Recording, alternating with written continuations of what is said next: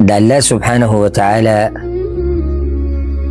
د عظمت داغه د کرم او داغه د احساناتو به موږ څه خبره کوو خو هسې یو وړه غونته کې خبره مې ذهن ته راله.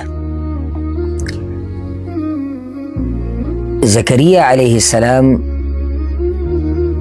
چې کله دا خبره ولیده چې الله مریم علیه السلام ته د عیسی علیه السلام مور ته بې موسمه میوې ورکړې او هغه په هغه وخت کې ماشومه وه، نو د الله نه امیدونه ډېر زیات پیدا شو، نو بچی یې ترې وغوښتو او په داسې وخت کې ترې وغوښتو چې بوډا شوی و، کمزوری و او د ښځې د بیبي د مخکې نه بچي نه کېدو.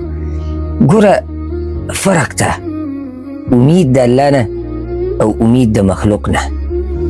کله داسې هم کېږي که نه چې یو کس ښه وس او طاقت یې او هغه کله خبر شي چې یاره د دې پلاني دا مسله ده، نو بیا کوشش کوي چې تا نه ځان لرې کړي او کله به درته یوه خبره کوي، کله به بله خبره کوي، خو چې کله امیدونه دي د الله نه یې که نه.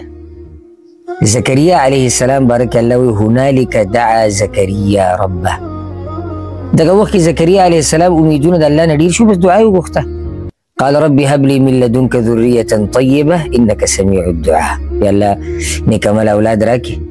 فنادته الملائكة وهو قائم يصلي في المحراب أن الله يبشرك بيحيى. أو دير وقت نوتر الله يدي ولارو بمنزبا دي عبادتك و ملائكة توي چې الله تعالی زیر درکوي په یو زوی چې د هغه نوم به یحیی.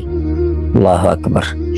او دا نه چې صرف ولا دا نعمت ورکو، نعمت یې ولا ورکو ځان ته رانږدې کو او بیا ولا صفت هم کوي چې دا زموږ ډېر نیک عمله بنده و، ډېر ښه بنده و. نو ځکه علما وی سبحان من اعطا و اثنا. پاک دی هغه رب چې یو نعمت مخلوق له ورکوي او بیا ولا صفت هم کوي.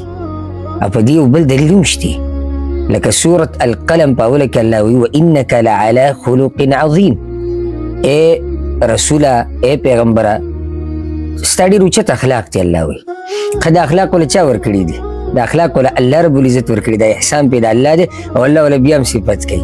دا هغه رب دی چې د ده نه دې کله امیدونه ساتل که نه ځان ته به دې رانږدې هم کړي، هغه نعمت به دله هم درکړي، احسان به د باندې هم وکړي، بیا به دې په پرده کې هم وساتي، صفت دله هم کوي. الله اکبر. امیدونه د خپل رب نه ساتئ او هغه ته هېڅ کارګران نه دی، خو صرف دومره ده چې قد جعل الله لكل شيء قدرا.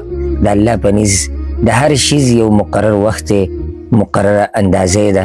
الله رب العزت دې زموږ په حال باندې رحم وکړي او الله رب العزت دې زموږ په زړونو کې د هغه د عظمت څخه ډېر کړي.